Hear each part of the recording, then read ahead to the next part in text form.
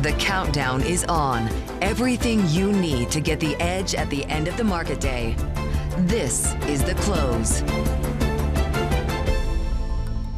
Live from Studio 2 here at Bloomberg headquarters in New York, I'm Katie Greifeld. And I'm Bailey Lipschultz. We're kicking you off to the closing bell here in the U.S. And let's start with a check on the markets and where they stand. Risk off, a lot of red on the screen. NASDAQ 100 down more than 1.5%. Big laggards, Apple, AppLovin, and Cisco. But you are seeing a bit of a bid for bonds. Want to call out that closely watched software ETF down almost 3%, giving back the bulk of those gains that they've had the last few days. And also Bitcoin. Katie, once upon a time, you told me it was a hedge. But right now, down 3%, back near $65,000 a token. So investors really dumping a lot of stocks that are, or assets that are exposed to AI. Unless you have it on video, I never said it. But let's talk a little bit about tech, because it was a good week for tech until it wasn't. The sell-off that started in the tech sector due to AI profitability concerns has now spread, a sign of potential broader risk reassessment.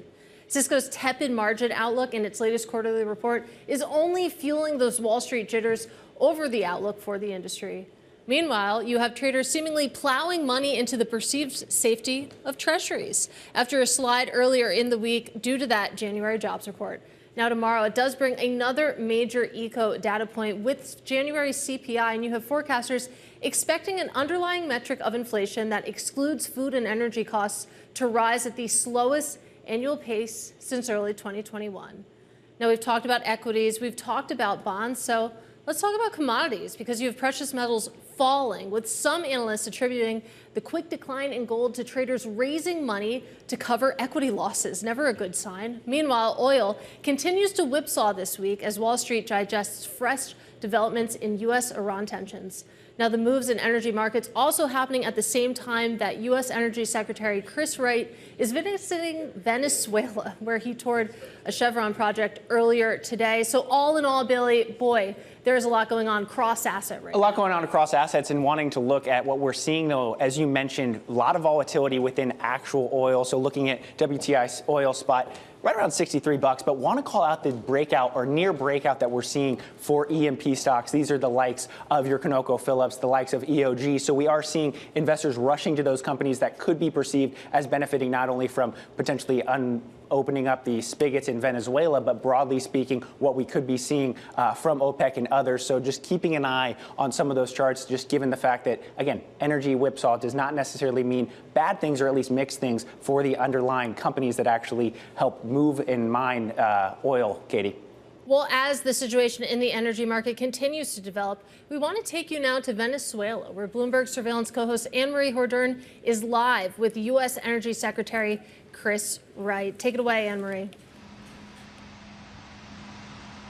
Well, he's the highest-ranking U.S. government official to set foot in Venezuela since U.S. forces captured Nicolas Maduro earlier this year. It's been a surreal trip, Secretary Wright, and thank you so much for bringing me along and joining Bloomberg TV today. It's been surreal because this feels almost so odd to be at a Chevron facility in Venezuela after this country has been under sanctions. The U.S. came in and extracted its leader. And you've spent about 2 days now, a lot of time with interim President Delcy Rodriguez. Is she receptive to what the U.S. government is doing in your trip here? Oh, absolutely. We've had hours of discussions both in the palace and going around in the trip. I think she's quite enthusiastic about it. President Trump's groundbreaking diplomacy here is changing the history of Venezuela, changing the history of American foreign relations. Did the elephant in the room come up in terms of Nicolas Maduro? Yeah, he's been briefly discussed.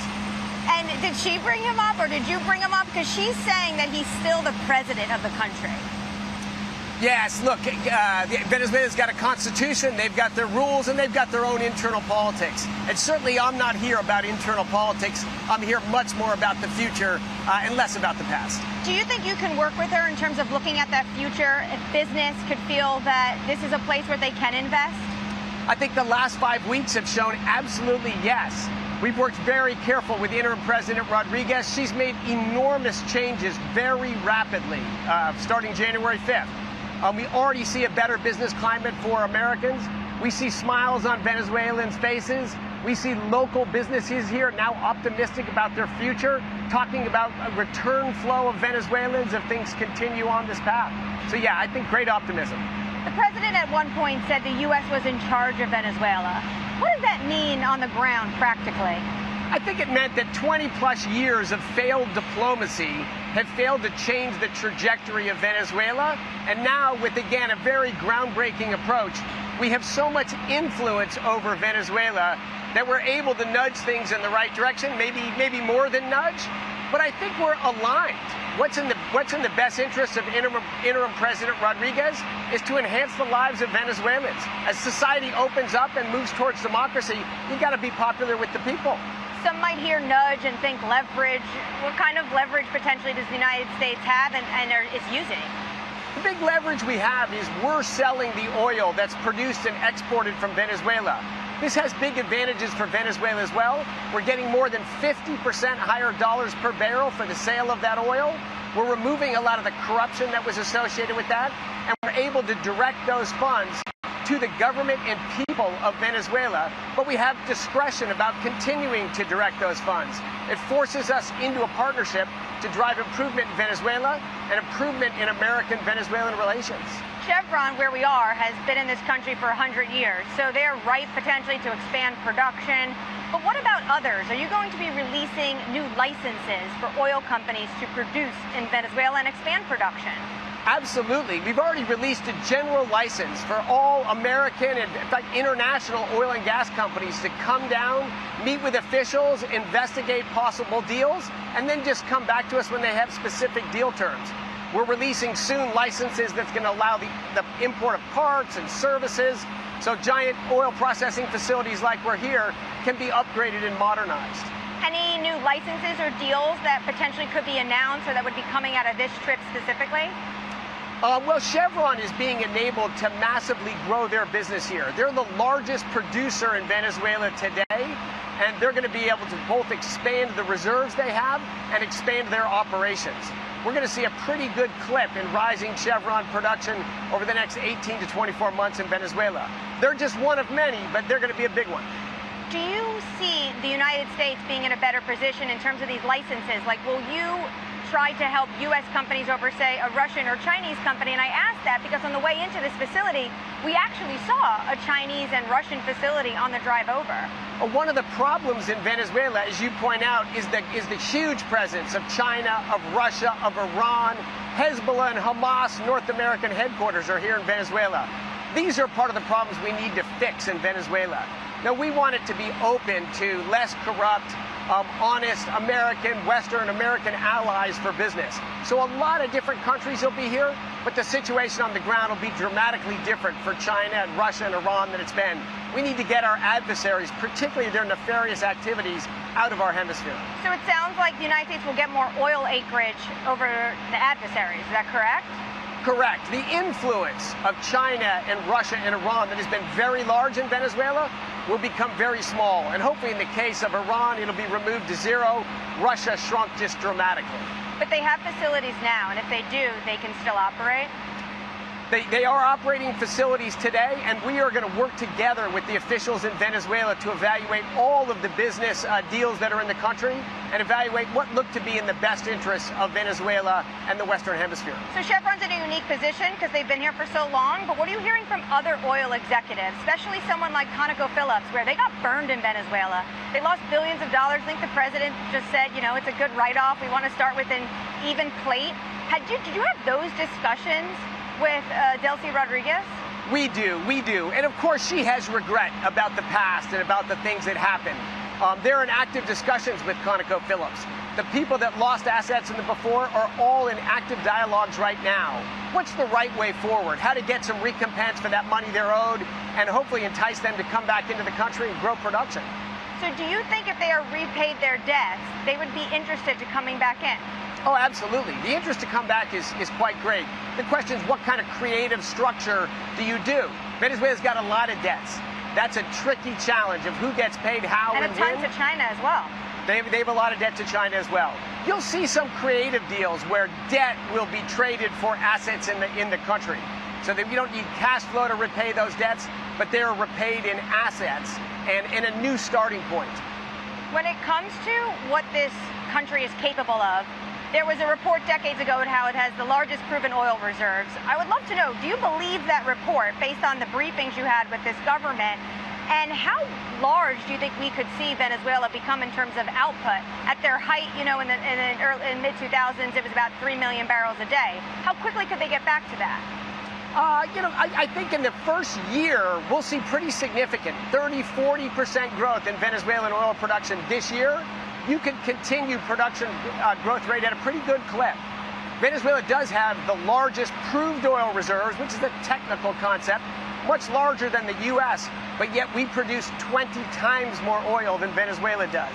So yes, are they underexploited resources? Absolutely. The people of Venezuela are underexploited resources.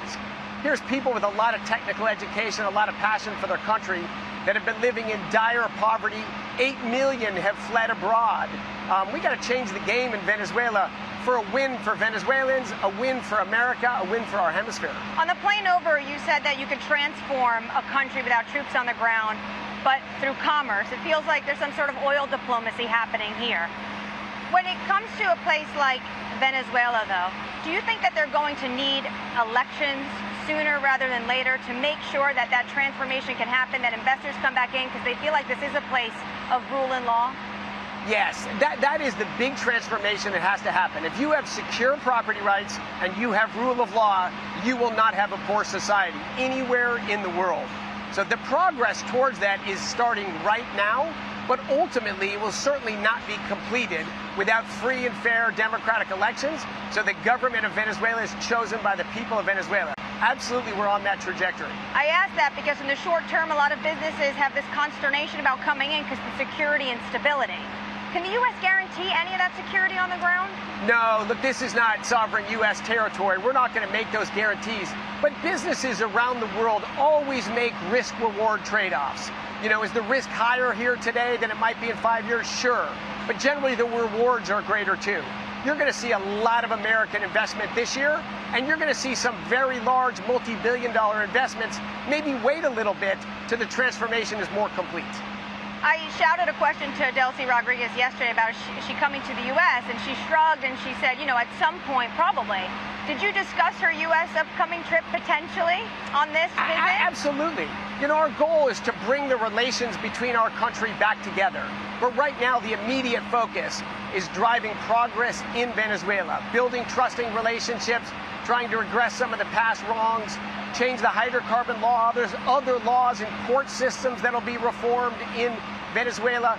We have in Delcy Rodriguez, we have a very interested and motivated participant to drive improvement in the country. She's seen what's happened to the country. And potentially you have a seat at the OPEC table via her. Look, the U.S. is by far the largest oil producer in the world. We produce more oil than Russia and Saudi Arabia combined.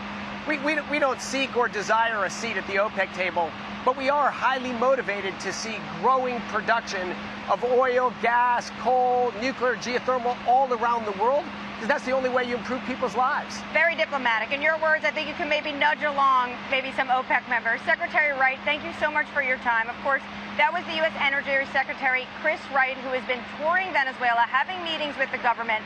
And of course, he is the highest-ranking U.S. government official to set foot in this country since the capturing of Nicolas Maduro earlier this year. And our thanks to Bloomberg Surveillance co-host Anne-Marie Horndern alongside U.S. Energy Secretary Chris Wright. Let's get a quick check on the markets. A down day, the S&P 500 down more than 1%. We're also seeing oil under pressure, down right now about 2.7%, below $63 a share. 10-year yields getting a bit of a bid. And gold, Katie, also off 2.8%. A lot of pain. But right now, here to help us break it down, the action is Dana D'Auria, Co-Chief Investment Officer at Envestnet. Dana, when we started this about a week ago, software was the thing in focus of AI. Now, all of a sudden, logistics is where this has moved over to. Portfolio managers and investment managers, banks being hit. How far does AI go? Because I was talking to investors, and this was a golden era for investing, and now seemingly not so much. Yeah. Look, the market it's going to take in this information. It's going to take in these announcements. I think what's actually kind of somewhat interesting about all of this is that a lot of these announcements are coming not from incumbents, but smaller players who, can stand up a tool in relatively short order and, kind of make a statement, and the market sort of takes that in and ingests that and says, okay, maybe this is going to be upsetting to existing players in this market. I think beyond question, AI is going to be upsetting to every existing player, right? It's a very big disruptive technology that has to work its way, permeate into the system. But I think what's maybe being missed is, it doesn't automatically mean it's negative for these incumbents. In fact, it could be very, very positive, right? So incumbents in any of these industries are actually probably the best suited to take on AI, to roll out these types of solutions in a way that's going to be regulatorily compliant, that's going to make use of existing client footprints, client trust, the fact that they have the data in a lot of cases that these other players, even though they have a widget that they've created, they don't have the data that they need to train it or to use it in the system properly. So I think the answer is we don't know, and the immediate negative kind of response from the market is overdone and potentially even directionally completely wrong. What areas, though, are you buying then or advising clients to buy? When I talk to investors, the big question is this could be something that actually takes, more than 2 years to really find out how businesses and management teams are thinking about the impacts. Yeah, easily. And even within the incumbent space and the disruptor space, as with any kind of new big tech, it's going to be very difficult to try to figure out, who the winners and losers are going to be today, right? I think, again, my money to a certain extent is that every player in these different industries is absolutely looking at this. And, those who have kind of the balance sheet to fund a lot more in the space, I really don't think, I think you can see more of a chasm between winners and losers based on this technology. But I don't think sitting here today, you're going to figure out which ones are going to be. So, my answer, so unsexy, diversify, right? You don't know in a market in general, when you don't know who the winners and losers are going to be, which is pretty much the base case, you diversify, right? That's the antidote to the risk. In a case like this, where you have more volatility coming into the system, you have more uncertainty, it only makes the case for diversification even more. You really should spread out, hedge your bets as much as you can, right? Because you just don't know who the big winners will be. Well, you get at what I was wondering, that, you think about so much being sold off right now. It really feels in some cases, in some sectors, like indiscriminate selling at this point. It feels like there's a question out there whether or not there's enough information to even go bargain shopping here, because to your point, the timelines are so long. It's not clear who's going to be a winner, who's going to be a loser. So I guess that gets back to this idea of diversification. You're probably better off buying a basket. Yeah, 100%. And when you specifically talk about bargain hunting, of course, the investment way to think about that is value stocks, right? And I buy low price stocks, low price relative to some fundamental, whether it's sales or book value or cash flow. So there is a method that if your desire is to kind of buy under, there are absolutely a lot of ways to play that standard value play in any industry, in any sector that you want to. And the history suggests that does pay off over time. Now, we've been through a period, a long period of, not in the recent past, but certainly right before it, very easy money where, terminal values, when you're discounting back and saying, what is the value of a company, growth did fantastically well because there wasn't a very high discount rate. We're obviously now back to a place where there is a cost of capital. And so some of the more fundamental findings that we've had in the literature for decades that, price does matter. We do want to buy, to a certain extent, to use your wording, a little bit of bargain hunting. It's not a bad idea to incorporate in the portfolio as well, because you're going to have a ton of growth in your portfolio no matter what. We're sort of all over rotated to this AI trade just because of the size, the magnitude and concentration in the indexes. And Dana, we have less than a minute left here, but I'm taking a look at your notes, and you point out health insurers, just the latest sector to get blindsided here. And do you think about, as we head into the midterms, obviously, the administration has a focus on affordability. We've seen that when it comes to credit cards, proposed interest rate caps. You've seen that, too, when it comes to some of the housing policy proposals that have come through. So I wonder, from where you're sitting, do you think that there's more sector and stock-specific risks heading into this election cycle than those previous? I do. Look, it's not uncommon at all in a midterm year that the existing administration wants to sort of goose the economy a little bit, run it hot. We'll see a lot of fiscal and monetary stimulus coming, and that is absolutely not unusual. I do think the broad industry-specific pronouncements around affordability measures is somewhat different than what we might, have seen in the past. The rhetoric is a lot stronger. I do also think, to a certain extent, we have to expect the market to begin to discount that a little, just based on the, where we stand relative to the rhetoric in this administration in general, what the starting point is, what the ending point is. But I think you throw in the AI threat that is sort of, in a way, doing the same kind of thing, right? It's sort of this kind of bomb dropping on specific industries, specific companies. I do think there's just a lot more uncertainty at that idiosyncratic level than there has been in the past. All right, Dana, always great to speak with you. That is Dana Dioria. She is co-chief investment officer over at Envestnet. This is The Close on Bloomberg.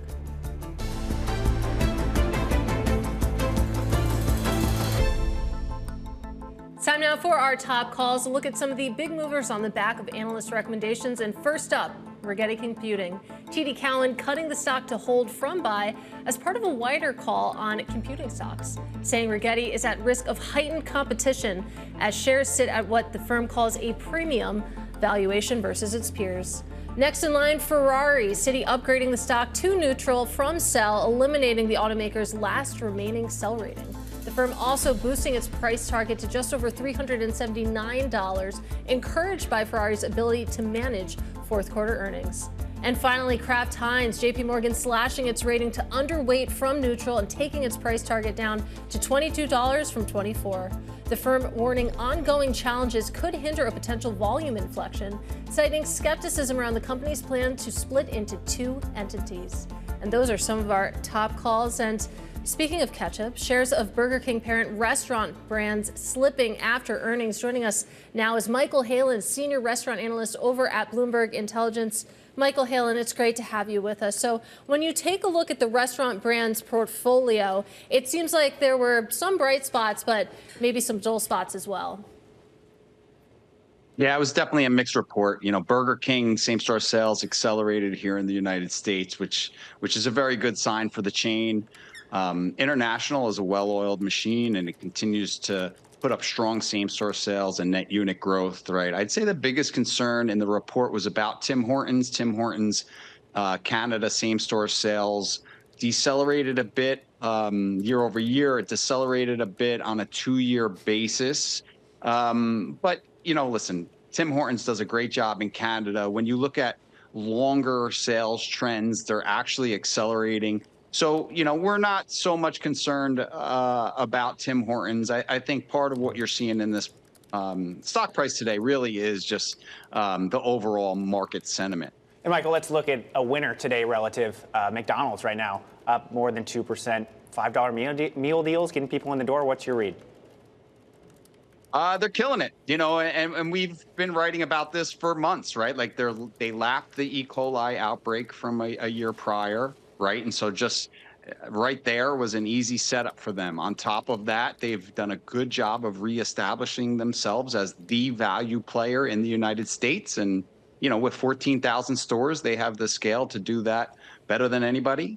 Right. And then marketing. They are crushing it on marketing. They've been for a few years now. The Grinch meal was a monster, man. They sold 55 million pairs of Grinch socks. It was one of their most popular promotions here in the United States ever.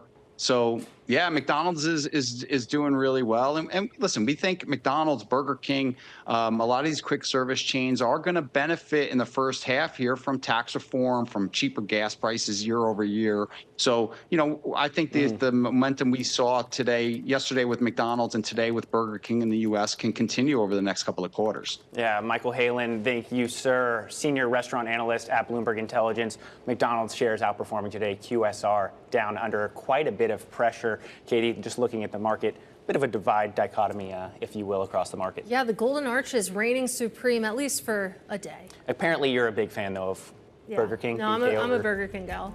I respect it. Chicken fries. Yeah, Diversification, a little bit different than the McDouble. I'm a big Mac fan.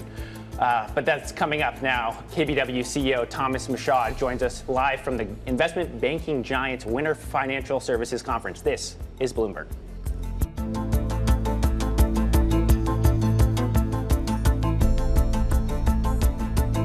All right, just about 3:30 p.m. in New York on this Thursday. This is the countdown to the close. I'm Katie Greifeld. And I'm Bailey Lipschultz. Katie, just looking at this market right now, a lot of pressure across the screen. KBW index under pressure, regional banks trading lower. Which is interesting because the banks themselves have been on a pretty good run year to date, especially the big guys. But when you take a look at the sector performance year to date, actually financials are the worst performing sector, which is so fun because it reminds us it's not just banks that are in the financials. Not just banks, fintech. So the companies that are disrupting finance, going after the JP Morgans of the world, as you mentioned, the Coinbases, the Robinhoods, everything that makes the world go disrupting finance, also dragging down returns, at least when it comes to 2025. But again, when you look at the pure banks, the KBW index still higher by about 11% on a total return basis this year. So again, the money centers doing well. Money centers doing well, but not so much today, down 2.9%. And to talk about that right now, joining us live from the KBW Winter Financial Services Conference is KBW CEO Thomas Michaud. Thomas, if we had this conversation a week ago, it would be a much different conversation, I feel like. What's the read? What's the vibe right now from the conference, just given the pain that we've been seeing across the entire industry, whether it's regional banks or bigger banks this week? Exactly. Great to be with you both. Number one is, so we have over 130 companies here, over 100 banks. And really the fundamental theme I heard you mention, like as if it was a week ago, it would have really been on the back end of fourth quarter earnings and laying out the outlook for the year, which is all green lights on the fundamentals. The fundamentals that the banks are talking about are good loan growth, good deposit growth, excellent credit quality, lots of share repurchase, a good amount of regulatory reform on the horizon that should level the playing field with non-bank competitors. So I would say that's been the bull case, and I still think is the bull case on the stocks, and the regional banks have been outperforming the bigger banks and the market. The trouble of the last couple of days in the stocks, I think, is really twofold. One is this AI narrative has really taken on a little bit of a world of its own as it's been sweeping across the market, bringing a lot of industries into the conversation. Around that with investors, the bank management teams have primarily saying that AI is more likely to be a tailwind than a headwind. They are using it themselves to become more efficient, more productive, possibly have less headcount going forward, as well as to start to weave it into their businesses with their clients. It's still evolving, but what I can tell you is the banking industry is accepting and engaging and incorporating AI. It's not like the banking industry isn't going to have it and someone else will. They're all going to have access to this technology. And as long as the regulatory playing field is reasonably level, I think the banks are going to be pretty good competitors in the space. But Tom, so I think the view is that it feels like with the shock of the sell-off, maybe it's a little bit overdone. And then I'll give one other perspective that I got from my trading desk, which is that there seems to be a risk-off trade across the market because of this new AI uncertainty. Probably the reason why you've had a rally in the 10-year. And you've also seen the stocks that have been the best performers to date amongst the biggest sell-offs. So there's probably a bunch of profit taking happening. Right, absolutely. An interesting perspective on some of the market action that we're seeing, especially when it comes to banks. I do want to talk a little bit about the appetite for M&A here, Tom, because I know that you said in September, I believe it was, that you were of the view that when it comes to bank mergers, we're potentially just getting started here. So fast forward to February 2026. Of course, you're at your Winter Financial Services Conference. Is that still your view? And what might that wave actually look like? Yes, I believe that there will be continued consolidation. I think there are a couple of drivers. Number one is that's been the long-term trend in the 30 years since Congress approved interstate banking. The industry's been consolidating. So that's the long-term trend. The other thing is that the prior administration really had a moratorium on bank mergers. There were 3 straight years where no bank above $200 billion had bought another bank. That's really almost unprecedented. And now these banks are able to use the historic guidelines that were in place that are allowing them to be buyers of other banks. So there's a little bit of pent-up demand to possibly use scale to sell to some of these other banks. There's also a little bit of fear that we have a presidential election a couple of years out and the policy could change again, which is a little bit of an incentive to be on your front foot to think about consolidation. And then there's another big theme that's been manifesting, which is the non-bank competitors are coming for your business, whether it's stablecoin, some of the fintechs you talked about earlier. And there's a view that you need scale to be able to invest, to be able to compete with non-banks. And I think that's an underlying theme in the industry, which is another reason why banks have been willing to consolidate. But with that potential consolidation, what areas are most ripe for M&A? And just thinking about the volatility that we've seen in the last week, how can a company go to their board and say this valuation makes sense and these are the synergies? Well, I'll tell you, at times of, whether there's economic turmoil or market turmoil, it always makes it a little bit trickier. But, I think that most of these boards are thinking in longer term increments than just what's been happening more recently. And so I think that these boards are thinking in the medium and long term, and that they will find a way to come up with a fair way to consider to consolidate. And so there have been a lot of tools of it in place that you can use to help come up with something that should be fair. So, right. So my sense is as long as the economy stays steady, I think you probably still have an environment where you could see more bank consolidation. Well, Tom, I'm curious to hear what you think that might look like, whether that's some of the big banks coming out and buying up some of their smaller competitors, or whether it's banks, regional and small local type banks banding together, maybe forming a more formidable competitor. Yes, and I don't mean to oversell this and make it seem like it's going to be a daily occurrence. So, on average, 3 to 5% of the banks in America are involved in a merger. So we have 4,000 banks-ish in America. So if you put that 3 to 5% on it, you'll get an idea for how many bank mergers of all sizes there might be in a year. So I think, Webster Financial, just a little bit over a week ago, agreed to be acquired by Santander. I think there'll be somewhat of a steady pace, but I'm not sure if it's necessarily just such a flurry that there are multiple deals in a week. I think there'll just be a very steady pace to this. And I think it'll be of all varieties. I think you will see some of the bigger banks continuing to be a buyer. And I think it'll happen down the food chain. I think mid-sized banks may see the benefits of scale as well, and they may buy smaller competitors. So it could happen in the micro cap, in the mid cap, as well as in the larger cap space. All right, Tom, great to get some time with you. That is KBW CEO Thomas Michaud, live from the KBW Winter Financial Services Conference. Now, coming up, another AI company getting beat down after an outlook that failed to impress Wall Street. Cisco is today's Stock of the Hour. Up next. This is The Close on Bloomberg.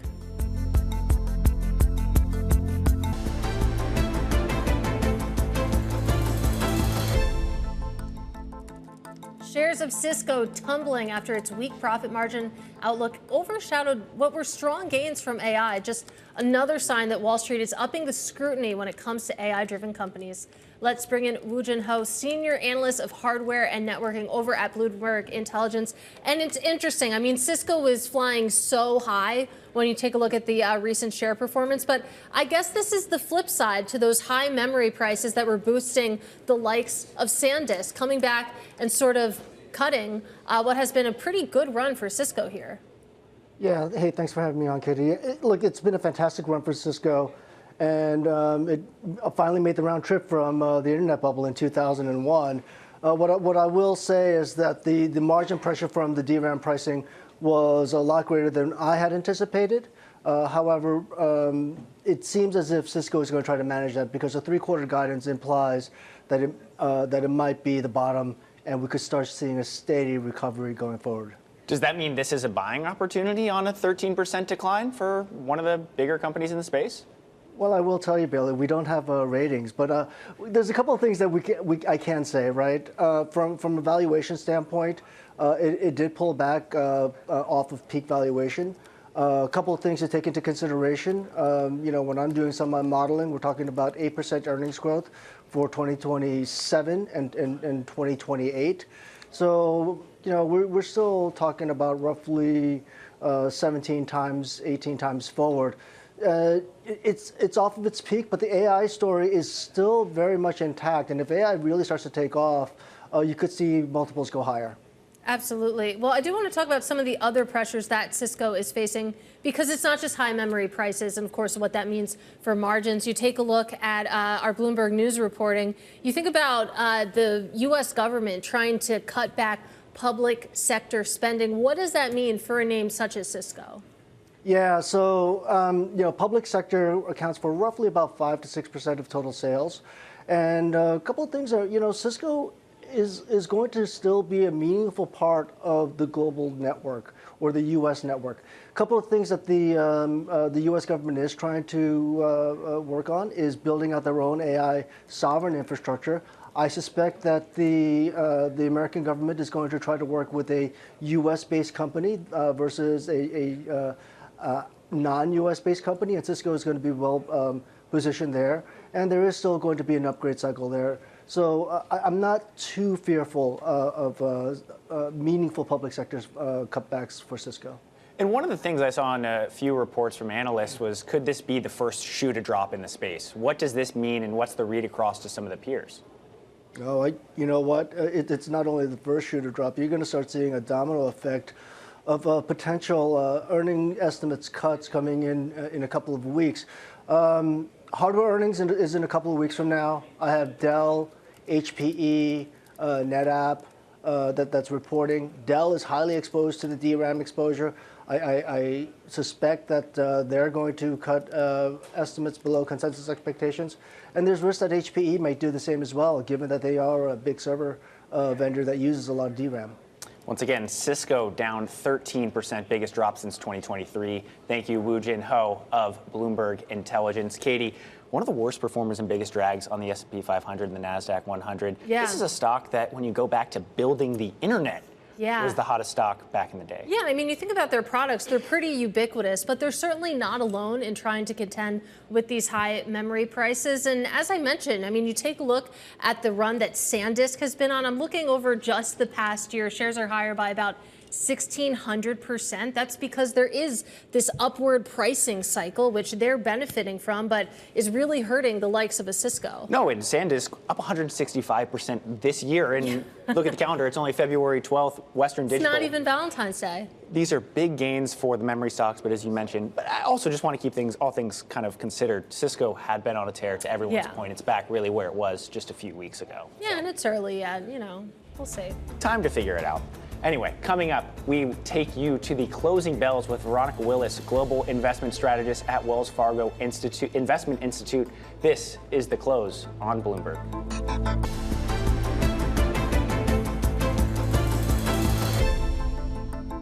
Chevron is being enabled to massively grow their business here. They're going to be able to both expand the reserves they have and expand their operations. We're going to see a pretty good clip in rising Chevron production over the next 18 to 24 months in Venezuela. They're just one of many, but they're going to be a big one.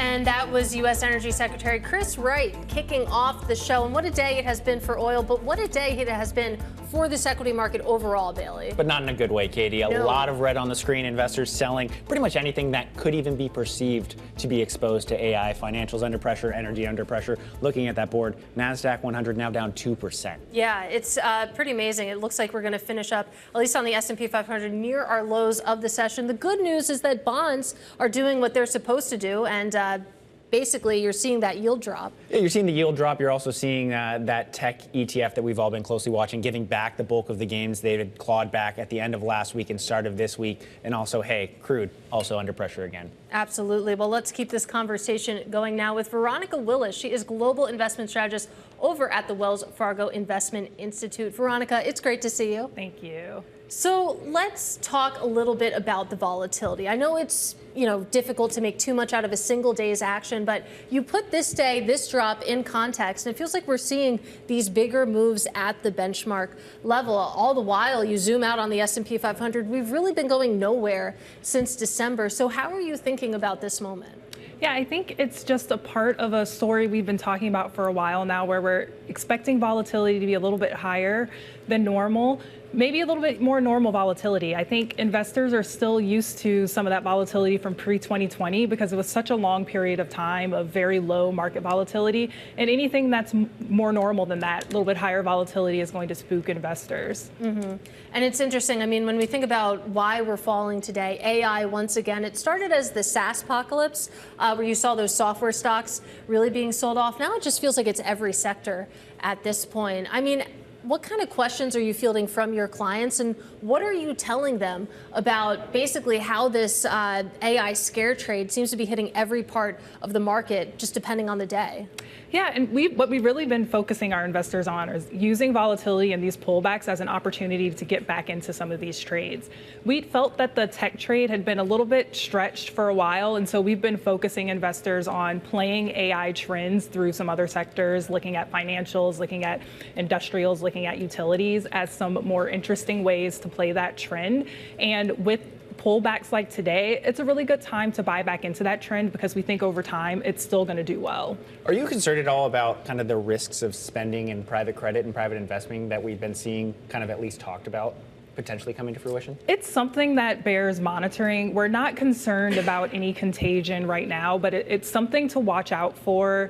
We do think that the private space is something that's really interesting for investors right now, especially thinking about things like secondaries, where you might have a little bit more transparency into what are being used in those secondary funds. And so we think that's a really interesting place for investors right now. One of my colleagues put out a story, S&P down 0.2% this year, but he called out that since January 9th, the average S&P 500 stock had moved about 11%. With that volatility under the surface, just thinking about how to gain exposure or kind of protect the potential downside for what the next industry that kind of falls under the AI sell-off could be. I think this year is giving us a really good case for diversification. So even thinking outside of just the large cap space. So we do still like large caps over the mid cap and the small cap space, but making sure that you have exposure outside of just large cap, and especially outside of those biggest names within the S&P 500. And then broader, making sure that you have some international exposure. That international equity exposure on days like today is really helpful. Well, I'm curious what diversification means when you take a look at a multi-asset perspective here, because you have equities and then you have fixed income, for example. We know commodities have been on fire, both in a good and bad way. How are you thinking through, some of these different asset classes? Yeah, so we're really encouraging people to think outside of that traditional stocks and bonds. So definitely making sure that you're having that commodities exposure. We really like the metals space. So focusing on precious metals, focusing on industrial metals right now, we think is going to be really beneficial, especially with a lot of geopolitical uncertainties and a lot of the market volatility we're expecting this year. And then again, in the private space, thinking about hedge funds, great way to mitigate some downside volatility. Mm-hmm. Well, let's talk about metals a little bit more, because you mentioned industrial metals. I see the use case there. Are you also looking into precious metals, or would you sort of leave that to the side? Yeah, we also really like precious metals. So gold, we really like silver, and we think that those are going to be some really great hedges for some of the risk. And especially if inflation remains a little bit stickier, especially that gold space is going to be really helpful in the portfolio. Well, just to talk about hedging, though, if I pull up on the terminal, the S&P 500 over the last year up 13%, gold's up 69%. So it's a hedge even though we're seeing these lofty prices? Yeah, I think what we saw last year was gold doing really well when the stock market was pulling back, and then gold doing really well even when risk assets were doing well. But that's because underneath the layers, there were a lot of geopolitical uncertainties, a lot of policy uncertainty, and a lot of central bank buying of gold. So that all kind of helped underpin those gold prices over the last year or so. And you talk about diversifying from a global perspective. What markets or areas are you focusing on and recommending to clients? Yeah, right now we like both developed and emerging market equities. They've really been kind of put to the side for a decade plus by a lot of investors, especially investors here in the US. And so even just getting those allocations back up to what your target level might be based on your strategic allocation is a really good idea. And it's just a really good idea to get that exposure for when the US assets aren't doing so well, but overseas, you're still seeing that good equity performance. And Veronica, before we let you go, we only have about a minute left, but I do want to go back to the AI trade, but from the perspective of the corporate credit market, because you're seeing a ton of issuance from these big tech firms to sort of fund their AI hopes and dreams. And I wonder, how you're thinking about some of that paper and whether or not we could see an element of concentration risk come into the credit markets. Yeah, that is something that we're definitely watching, that credit risk associated with all of these loans that we're seeing for these companies that are focused on AI. And so I think it's also another reason to not just stay focused in one area as the way to play the AI trade, and really just watch out for the credit risk. We haven't really seen spreads blowing out yet, but it is something to bear watching. All right, Veronica, always great to get some time with you. That is Veronica Willis. She is Global Investment Strategist over at the Wells Fargo Investment Institute. It's a theme I'm a little bit obsessed with at this point, Bailey, the fact that you do have tech really coming out issuing a lot of debt, when one of the reasons why they've been so popular as a trade is because they aren't very capital intensive when it comes to their balance sheets. But that's starting to change a little bit. Well, and that's been a concern when I talk to investors, is it was fine and dandy when this was being funded by money coming in. But when you're taking on debt to fund some of these operations, there's actually a risk at the end of that time. Yeah, when you start to tap out that cash flow, tap the primary markets, a lot of questions. We're going to ask a lot of questions, maybe give you some answers in our global simulcast. The Closing Bell, Bloomberg's comprehensive cross-platform coverage of the U.S. market close, starts right now. And we're about 2 minutes away from the end of the trading day. Bailey Lipschultz and Katie Greifeld. Romain Bosick is still in Milan, here to join us, though, in this simulcast. Getting a few suits or something, some leather something goods. like that. I talked to him yesterday. It looks like he's having a pretty good time. But anyway, that's Carol Massar. Sitting next to her is Tim Stenovic. And Carol, you take a look at this market action. It's ugly out there, and it looks like the S&P 500, we're going to finish just around the lows of the session. Yeah, it is ugly. It's a different tone, right, across the board. But if you're something like some of the logistical stocks, take a name like C.H. Robinson, man, it's down about 14%. That AI scare trade continues to make its way through different sectors of the market as everybody tries to assess what will be the impact of AI ultimately. And we've seen it go through like 4 or 5 sectors already. Yeah, well, Bitcoin not a safe haven today, down another 3.5%. We thought 70,000, 69,000, 68,000 is kind of where things would go. Nope, 65,380, Bailey, is where Bitcoin is today. Yeah, under pressure. And we're not even seeing investors flock to small caps or even looking at that S&P equal weighted index, which had been closing at a record high seemingly the last few days. So pretty much everything under the sun under a bit of pressure. Well, they're finding some comfort when it comes to the U.S. bond market, at least. You are seeing treasuries act as a hedge here, even as gold, which really has been, a source of reliability when it comes to its haven properties, under pressure today. But bonds, back in the spotlight. Yeah, good point. We've got gold futures right now, Katie, down about 3.2%. All right, we're taking a look at the close rate now. The S&P 500 with 7 seconds to go. Looks like we'll finish about 1.6% lower on the day. A lot of that pain, a lot of that weight coming from tech, of course, as that AI scare trade continues. You can see the NASDAQ finishing about 2% lower. The Dow Jones, I'll mention it, it's down about 1.3%. And as Billy mentioned, you take a look at the small cap space as well, as measured by the Russell 2000. Certainly not outperforming today, down about 2% as well, Carol. All right, taking a look at the S&P 500, guys. Most names lower, 343 to the downside, but you do have some gainers, about 160 names actually gaining ground on this Thursday. Yeah, looking at some of the underperformance, information technologies, energy, financials. We've been seeing it last week, software. this week. Financials, as you mentioned, Carol, logistic companies apparently are going to lose out to AI. I still don't understand how that's going to actually come to fruition, but sell first, ask questions later seems to be the rule of the road. Yeah, exactly. Hey, some unusual names, I feel like, for my gainers. Going to go to Viking Therapeutics. This went up as much as 20% intraday at its high, finishing with a gain of just shy of 7%. A biotech firm that said it plans to advance its oral obesity drug to phase 3 in the third quarter of this year. The stock, though, still under pressure this year, down about 12%, with 23% of the float short, Katie. All right, well, the earnings parade is starting. We kick off with Expedia earnings coming through. Fourth quarter adjusted EPS coming in at $3.78. That is ahead of estimates of $3.37 here. Fourth quarter adjusted EBITDA also coming in ahead of expectations, $848 million. That is healthily above estimates of $758.9 million. When it comes to gross bookings for 2026, the estimate there, the forecast is that gross bookings will come in between $127 billion to $129 billion. That is ahead of the estimate of $127.17 billion. You can see the shares currently higher in the after-hours trade, Tim. All right, well, let's take a look at what's going on with Roku. Let's start with the outlook for Roku. The company sees net revenue for 2026 coming in above estimates, $5.5 billion. Estimates were for $5.34 billion.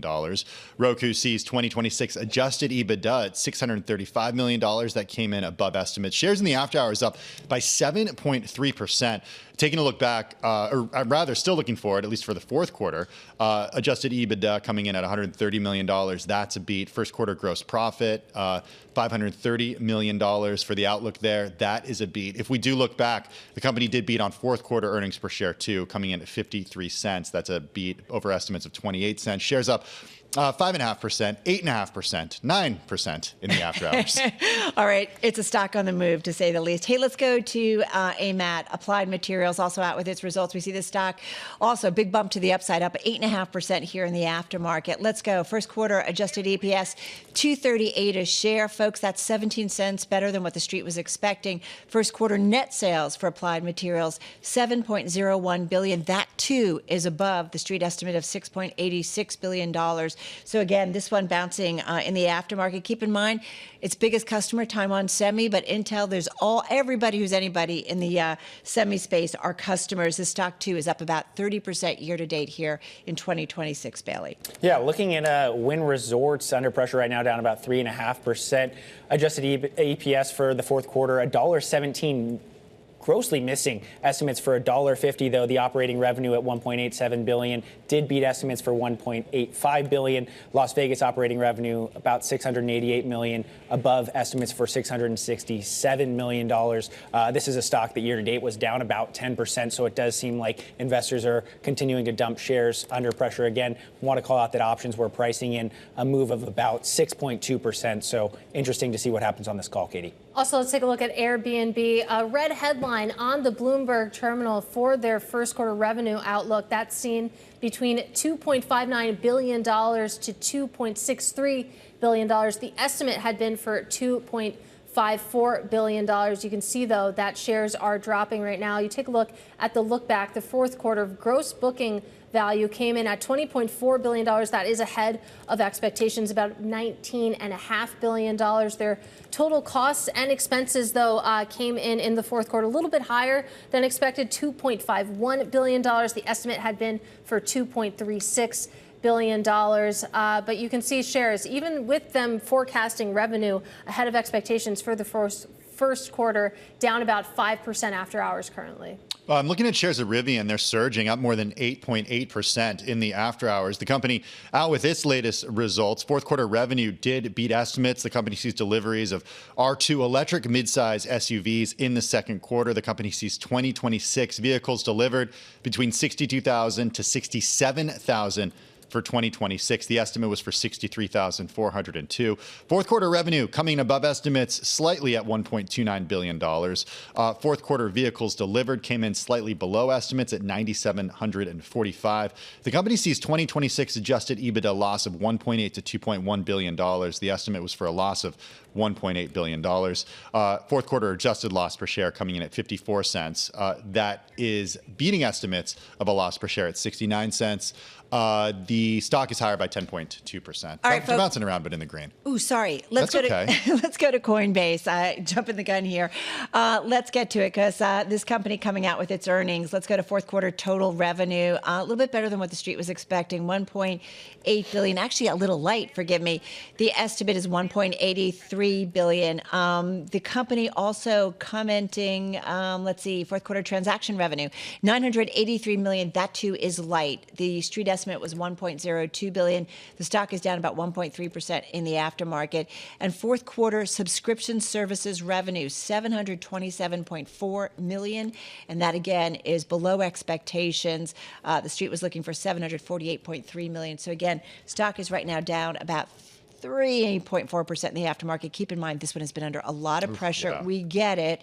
Anything in the crypto space, it's about 40% down in 2026 and taking another leg down here in the aftermarket, down more than 2%. Yeah, looking at a lot of weakness, selling pressure in Pinterest right now, down more than 10%. Looking at fourth quarter adjusted EBITDA, $541.5 million, missing estimates of 550.4, saying that they see 1Q revenue 11 to 14%. Also want to say that they're seeing and forecasting first quarter adjusted EBITDA 166 million to 186 million. Big miss because estimates were for 205 million. This is a stock that year to date, guys, is already down 28%. So a lot of selling going on in Pinterest and what really is pretty much a miss across the board, Katie. I do want to quickly take a look at Instacart, those earnings coming out here. Let me just pull them up on my Bloomberg terminal.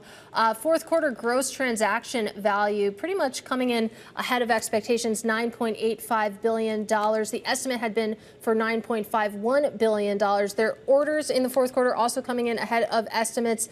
As to actually their advertising and other revenue came in below expectations. But the big takeaway here is that when it comes to first quarter adjusted EBITDA, that forecast beat estimates. You can see that reflected in the shares right now, which are currently higher by nearly 7%. All right, a lot of stocks on the move in the aftermarket. I'm just going to go back to Applied Materials. It's up more than 10% here after trading in the aftermarket. All right, guys, that is a wrap. Our cross-platform radio, TV, YouTube, Bloomberg Originals, Bailey and Katie continuing there on the close on Bloomberg TV. Tim and I continuing right here on Bloomberg Business Week Daily on radio. We'll see you again, same time, same place tomorrow. And coming up, a deeper dive into those results out of Coinbase as crypto continues its volatile ride. That conversation up next. This is The Close on Bloomberg. The countdown is on. Everything you need to get the edge at the end of the market day. This is The Close. Welcome back to The Close. I'm Katie Greifeld. I'm all alone this hour, but let's talk about what the market did today because it was not that pretty. The S&P 500, as you can see, finishing up on its lows of the sessions, more or less, down about 1.6%. A lot of that pain came from big tech, as measured by the NASDAQ 100, falling about 2%. The good news is that you actually have the bond market acting as a hedge today. The 10-year Treasury yield down by 7 basis points. And then we have the gold and silver index up there. A bad day for the precious metals, down about 7%. Meanwhile, let's take a look at some of our after-hours movers because it is a busy day of earnings as measured by Applied Material reporting in the last couple minutes. Shares currently higher by about 8%. Airbnb also out with some good numbers here, at least Wall Street thinks so, higher by about 3% right now. A different story when it comes to Coinbase. Shares down about 4% at the moment, of course, when it comes to some of their revenue that was missing expectations. And let's stick with Coinbase because joining us right now, I'm pleased to say, is Mark Palmer. He is Senior Equity Research Analyst over at the Benchmark Company. And Mark, I know that you have a buy rating on Coinbase. With that in mind, it's been a rough start to this year for this company. But I have to imagine when you parse through some of the fourth quarter numbers when it comes to transactions and revenue, that given the slump that we've seen across crypto, maybe this wasn't too surprising.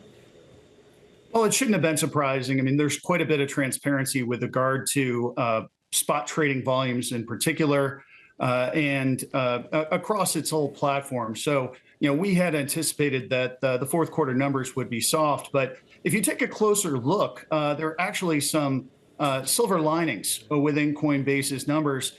In particular, if you look at the institutional platform during the quarter, you saw an increase of 37% quarter over quarter in terms of revenues. The main driver of that was crypto derivatives, reflecting the first full quarter in which the company's acquisition of Deribit was in its numbers. That bodes very well for the institutional part of the platform going forward.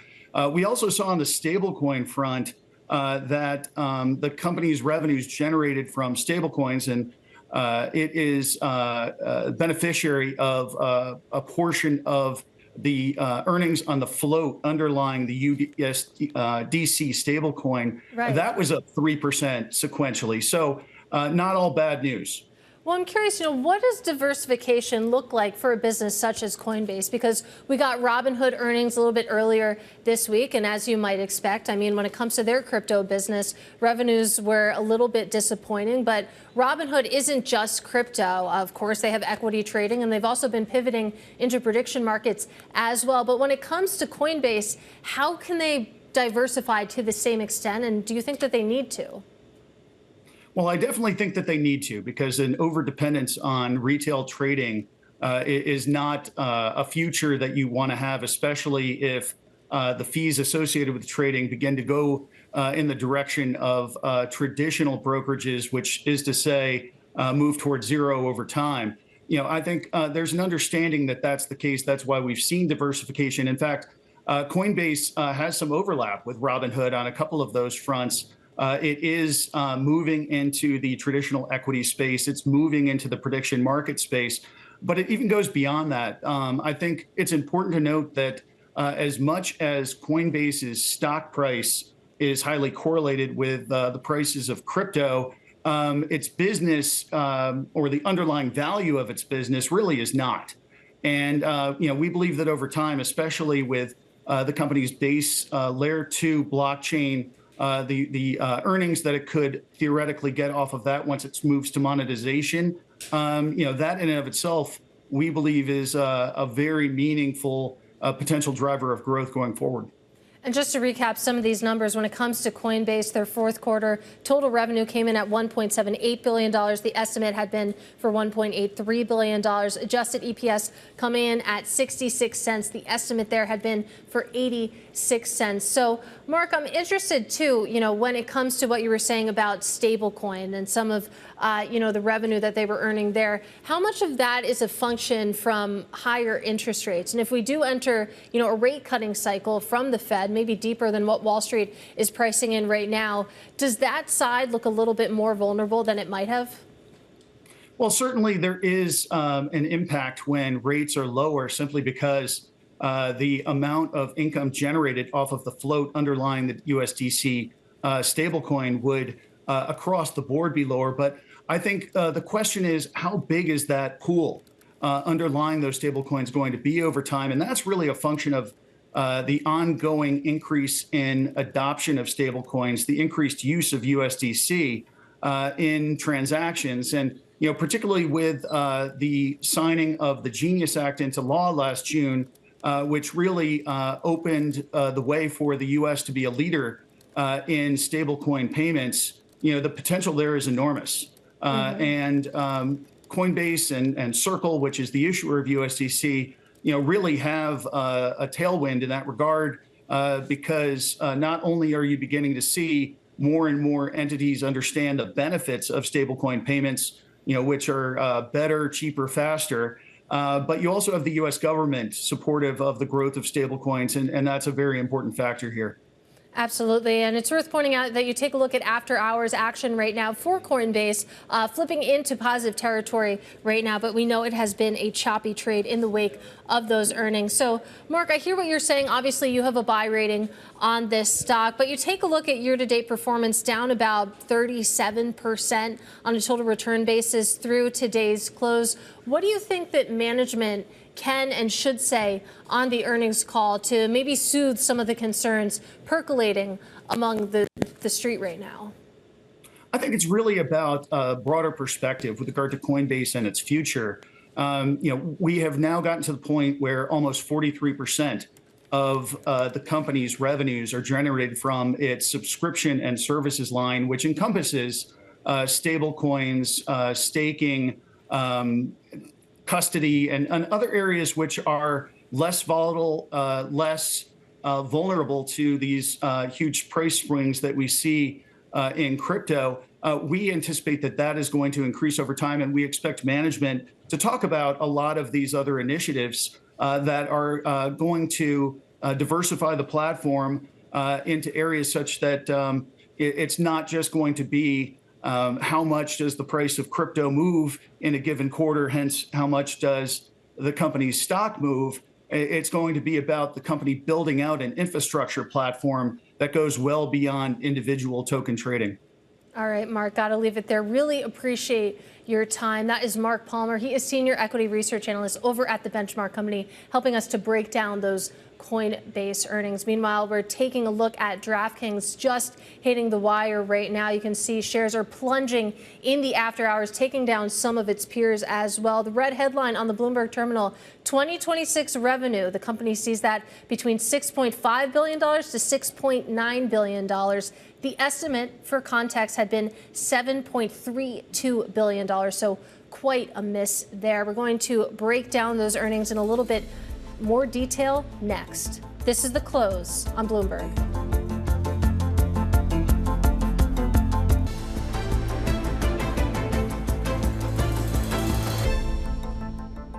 Well, we're keeping an eye on shares of DraftKings, absolutely sinking post-market following results from the company. You can see shares down about 10%. The fourth quarter actually looked pretty good, meeting estimates across most measures, but it's that 2026 revenue forecast sinking the stock right now. They see revenue between $6.5 billion to $6.9 billion. The estimate had been for $7.32 billion, so quite a miss there. This coming, of course, as the platform faces threats from prediction market players such as Kalshi. Jordan Bender, Director of Gaming at Citizens, he joins us now. And Jordan, I know you have an outperform rating on this company. I also note that in your preview, you wrote that expectations are pretty low here, but it seems like maybe they weren't low enough. What do you make of what we just learned? Yeah, you're right, Katie. So if we look at the fourth quarter alone, it actually was a pretty good quarter. We were street high on EBITDA, and they did exceed our expectations. What every investor going into the print was looking at is what does 26 guidance look like? And there was a lot of jockeying back and forth around what is going to go into that, with the overarching conversation being prediction markets and how much of an impact is that going to have on the stock and the financials. So $800 million of EBITDA at the midpoint. Buy side expectations were somewhere around 850 to 900, kind of going into the print. So they missed sell side expectations, they missed buy side expectations. They're going to have to kind of explain this one through tomorrow when they have their call. Yeah, well, to that point, Jordan, what do you most want to hear from executives at this point as you watch shares just absolutely plunge after hours? It seems like a lot of people were taken by surprise here. Yeah, here's how kind of the setup is. If we look back to like September, October, handle trends actually looked really good. What we've seen in the last 6 to 8 weeks is handle has really decelerated. In January alone, DraftKings handle was down about 4%. And what every investor is going to want to know, what are the building blocks that got us from late last year to decelerating handle? And how do we think about that in terms of your 26 guidance? If they're able to help us understand the building blocks from then until 26, I think the stock could find support here. But if kind of the answer here is prediction markets are taking share or we're seeing anything else, there's kind of, 5 other, things that could be happening under the surface here. If they're not able to explain that, we think the stock is going to be pretty weak in trading tomorrow. Well, I'm glad that you brought up prediction markets, because on that topic, you take a look at the statement coming from the company. They said that the guidance ranges reflect expected investment in DraftKings predictions, among other things. And then reading, of course, a little bit more into the statement, the CEO saying that we also see a massive incremental opportunity in DraftKings predictions. That's their prediction markets, of course. We plan to deploy growth capital to build the best customer experience in predictions and acquire millions of customers. We have the playbook to execute and win. Do you think that's the step that they should be taking, where they should be spending money right now? It's almost like, they have to. And what we've seen with prediction markets is they've come onto the scene so quickly here is, it feels a little bit like DraftKings and FanDuel got a little flat-footed here. And now they're playing catch up a little bit. They are live with the product. But as we look to going back to 26 estimates, they have to go spend what is probably going to end up being hundreds of millions of dollars to get the platform off the ground, to go market the product. And as investors are becoming more and more short-term focused, looking at 26 or even like what's happening today, all they see is, EBITDA coming down for the full year. So this is really a story of it's going to be a year building up their product. We think they are actually going to be a winner when all is said and done. But as you kind of look over the next couple of quarters, they're going to have to kind of walk us through where are they spending money, how much are they spending, when are we actually going to see a return. They're hosting an Investor Day March 2nd. We expect to get a much better picture in terms of what are the economics and what is the actual timeline of them being able to kind of compete in the overall prediction market space. Well, what's fun is that you cover DraftKings. You have an outperform rating there. You also cover Flutter, which is the parent of FanDuel. You have an outperform rating on that company as well. If you focus just on the traditional sports books and you take a look at their push into prediction markets, who do you think is best positioned here? We think them two together. So FanDuel and DraftKings, again, both have platforms. As we kind of even look back 10 years, these companies have been doing this a long time. They know the mousetrap of what a sports bettor actually likes here. They know how to build the UI UX. So it's just we're such in early days here. We're literally in inning one of where this industry could go. As long as kind of Supreme Court doesn't strike down on this. So we do think if we do look out in 27 or 28. FanDuel and DraftKings should come out winners here. We do think Robinhood is a great competitor. We think Kalshi is going to be a great competitor, but they know what they're doing. They know how to capture that sports betting players. So when all is said and done, we expect this to be a multi-$100 million business for both of these companies. All right, Jordan, really appreciate your thoughts. Of course, minutes after those earnings broke. That is Jordan Bender. He is Director of Gaming over at Citizens. Another quick look at what FanDuel is doing after market here, after giving that really disappointing guide for their 2026 revenue. Shares currently down by 12.5%. That is also dragging down shares of some of their peers as well, when you think about Flutter, for example. But coming up next, what's at stake for the key players in private markets, and some lofty IPOs and a potential deal-making surge in store for 2026. Harbourvest CEO John Toomey joins us next. This is Bloomberg.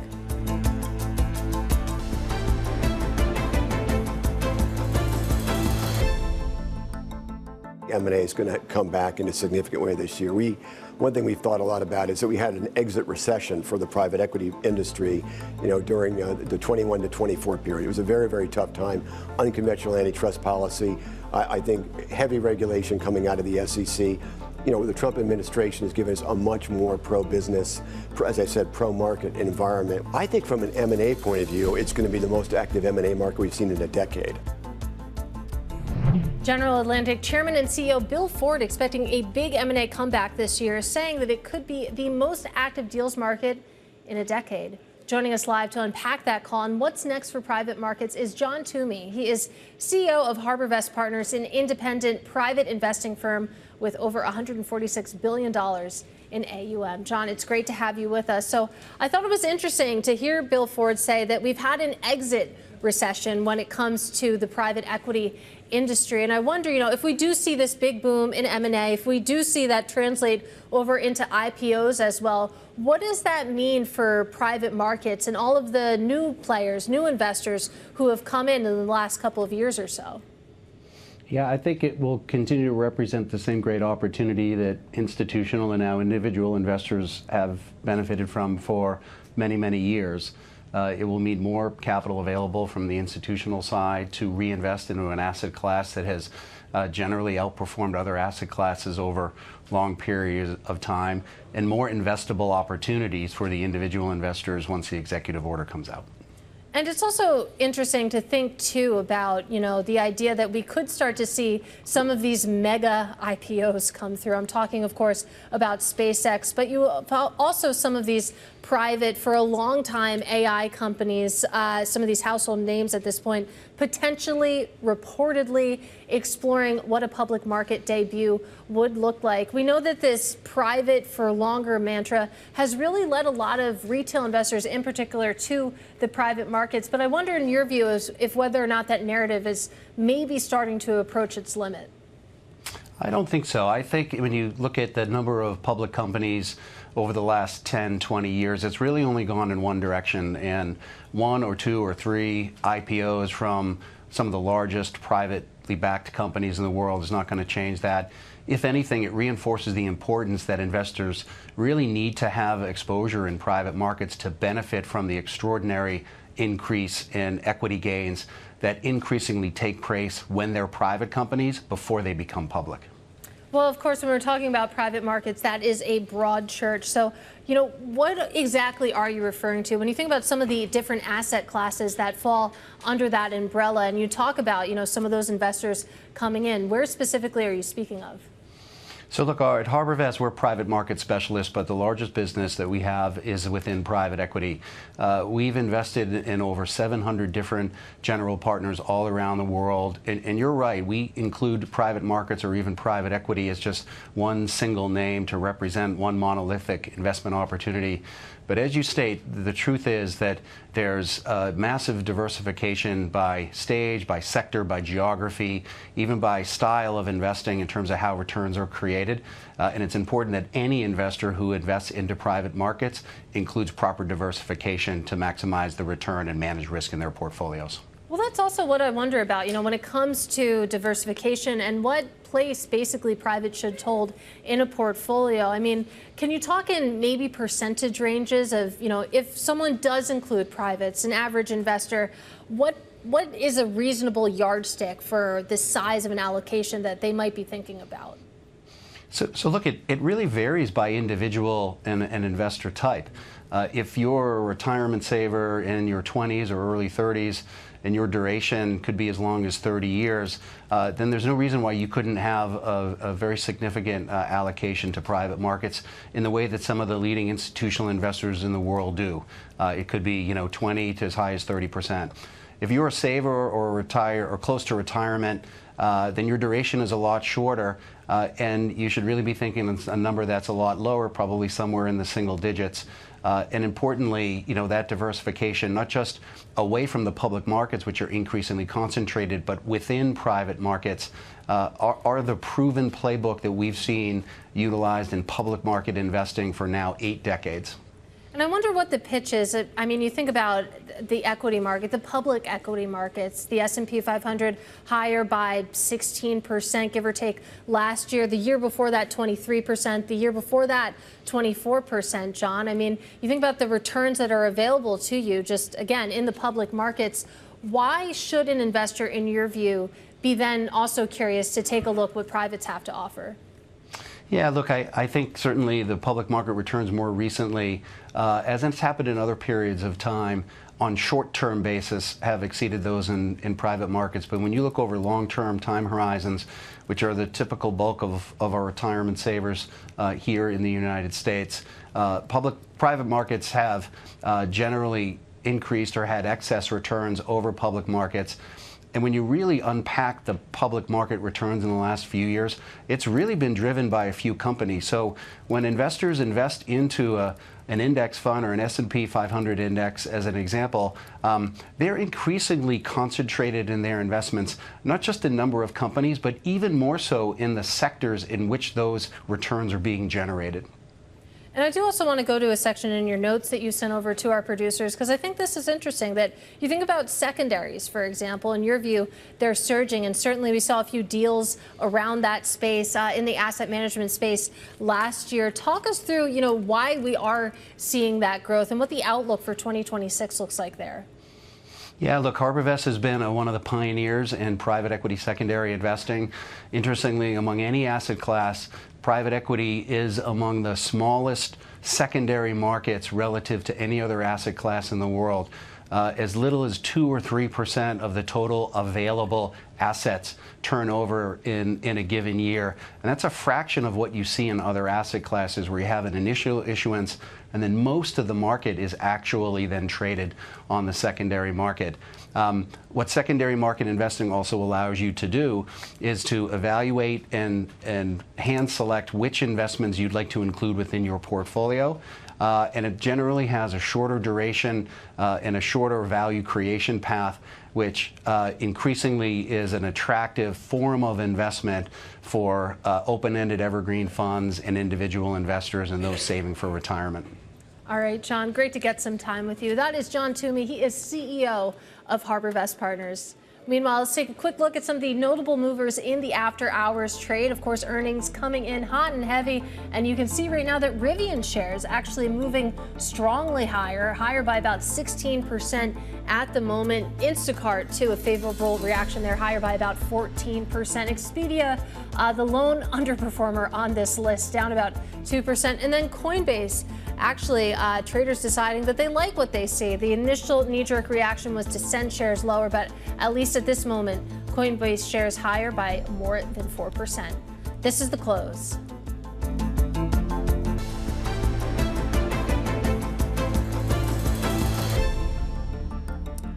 We have U.S. inflation data on deck with CPI due tomorrow morning, wrapping up a big week of economic data. Economists looking for more evidence that inflation is on a downward trend after previous reports were complicated by that record-long government shutdown. Marc Giannoni, he is chief U.S. economist over at Barclays. Thrilled to say he joins me now. Marc, it's great to see you in studio. Thank you for having me, Katie. So let's talk about what we might get tomorrow morning, because the monthly figure for January expected to come in about 0.3% year over year, 2.5% or so. What is the expectation at Barclays when you take a look at this Holy Grail figure? Yeah, we think the inflation is not going to come down tomorrow. So we have a pretty firm print for core CPI inflation at 0.39%. Tomorrow we have a headline CPI coming a little below that, 0.29%. So pretty firm prints. We think there is still going to be like tariffs coming through this print. In fact, we think in January is really the month where a lot of price setters are resetting their prices. That's typically captured by seasonal factors, but this time we think it's going to be a little stronger than that. It's interesting to hear you say that, because we really haven't seen that effect, or maybe not to the degree that some are expecting when it comes to the tariff conversation. But you think about the week that was when it comes to the economic data scene. I mean, you had retail sales come in basically flat. Then you had people thinking, okay, the Fed's going to cut maybe more than we expected. That was quickly changed when we got the jobs figures on Wednesday. You saw rate cuts, those expectations pushed back. And now we'll see what CPI brings. But taken together, I mean, what picture does this week paint of where the U.S. economy currently is? Yeah, we definitely had a trifecta this week with all these data. Look, we think overall we're in a situation where the economy is still quite resilient. We were expecting some slowing in consumer spending, and we think this is going to continue. The data that we got from retail sales probably exaggerates that softness, and they come after pretty strong readings in 2025, in the third quarter in particular. And so we think consumer spending is going to have to slow sometimes this year. At the same time, we think the labor market is, was probably stronger than expected yesterday with the payroll numbers. But the outlook to us looks very much like the pace of payroll will slow to a pace of about 50,000 for the rest of this year. But interestingly, the unemployment rate will gradually come down. And that's because we just don't have much supply of labor coming in.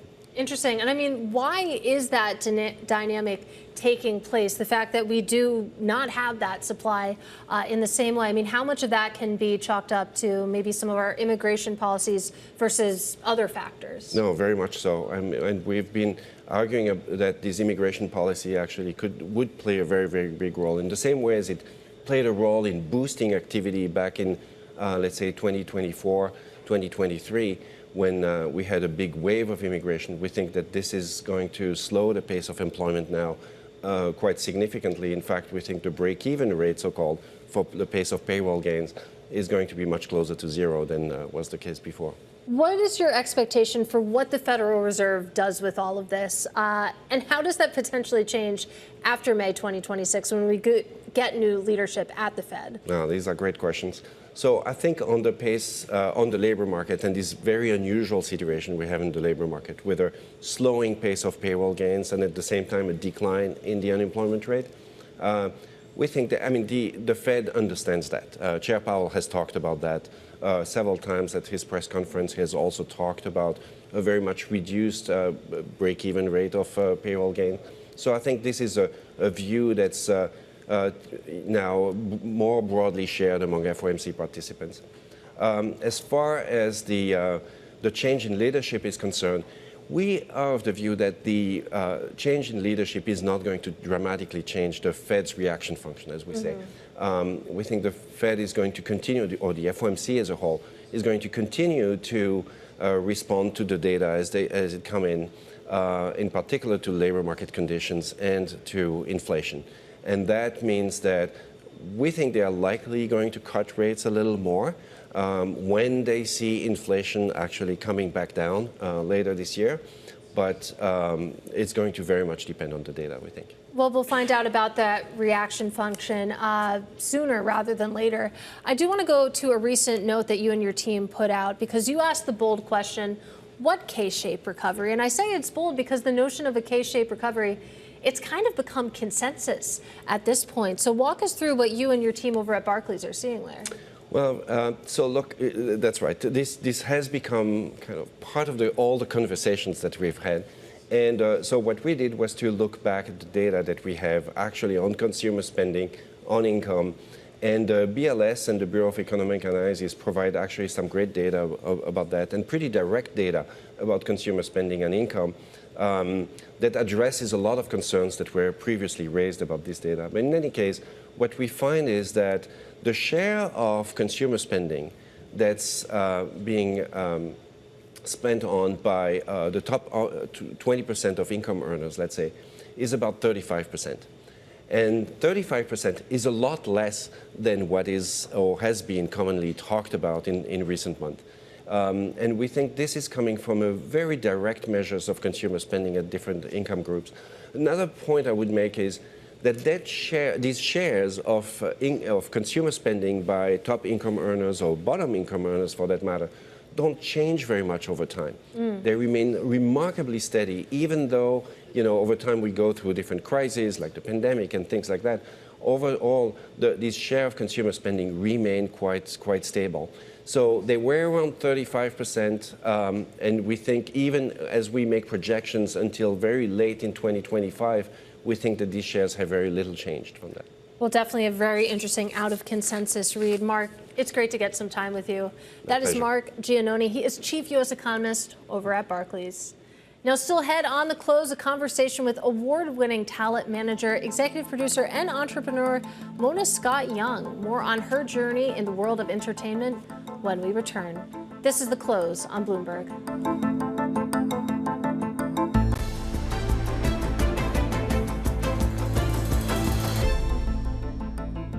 Well, our next guest comes to us from the world of entertainment, having capitalized on hip-hop's rise to the mainstream as a manager to stars including Missy Elliott and Busta Rhymes, and the executive producer of reality TV franchise Love and Hip Hop. My co-host Romaine Bostick sat down with award-winning talent manager, film and TV producer, and entrepreneur Mona Scott-Young, the CEO of Monami Entertainment, just last week. Here's part of that conversation. I am always so honest about saying I was not a music buff, barely listened to the radio, did it strictly for entertainment purposes, had no real aspirations. But what I've always been is someone who recognized opportunity. And I had a clear sense of kind of what my skills were, right? My gifts. And it lent itself to, one, working with talent and being able to understand how to reach them and how to motivate them and how to help them build on whatever it is they wanted to do. And that was a natural, extension to management. But I do want to talk about just the idea of hip hop culture, and for that matter, black culture. I think we're around the same generation. And I mean, there was a time where rap music was looked down upon by the mainstream. It was not marketable, if you will, certainly not outside of the black community. A lot of that changed in the 90s. Oh, the 90s was kind of the explosion of hip hop becoming mainstream. Why do you think there was such an uptake of that culture by people who weren't part of the culture? Because hip hop became pop culture. Right? The look, it was a lifestyle, everything about it, the swag, the wardrobe, it just became the cool factor. And I think we've seen that over the, course of music and culture, where black culture, right, whether it be the music, the fashion, always led kind of the fads and the crazes. And we saw in the 90s where you had all these different genres of music that were more popular, but because hip hop was a lifestyle, I think people were subscribing to the lifestyle in its entirety, and along with that came the music. You managed to sort of segue from that into reality television. Some people know you from Love and Hip Hop as the producer of that. I am curious, though, just about the idea of those shows. And my understanding of how that show evolved, it wasn't even really around the spouses and girlfriends. It was supposed to be around the artists themselves, right? Jim Jones. But at some point you realized there was maybe a bigger audience for that. And I am curious about how that evolved and how that effectively became the template for so many other reality shows, not just black reality shows, but from the other cultures as well. I mean, I think when you go back to talking about pop culture and talking about the fascination with the lifestyle and, the cool factor of any given world, hip hop was that at the time. And what we were doing was pulling the curtain back and giving people kind of a front row seat, an insider's view of all of the things behind the scenes, the things they weren't aware of, familiar with, and specifically the relationships that existed. We were seeing a, rash of these female ensemble shows that were showcasing different elements of worlds and relationships and lifestyles. And here was one that I was very familiar with, having navigated it with my clients and being, bearing witness to those relationships and just the heartbreak of being with someone whose, forward-facing persona was such that you weren't on the red carpet with them and you didn't have an opportunity to, be front and center in those relationships. And understanding that here was an opportunity to not only, like I said, pull the curtain back and give people, a peek into this world, but potentially provide an opportunity for these women as well to pursue their own goals. What are the opportunities out there for other Mona Scott Youngs? And I ask that because when you look at the proliferation of reality shows involving black casts, so many of them are produced and to a certain degree owned by non-black people. Is that improving? Are we getting more representation, not just on the screen, but also behind the camera and more importantly in the executive suites? Listen, that's a tricky question because we're looking at some unprecedented times in the world that, of course, impact what we're seeing in terms of the representation on screen.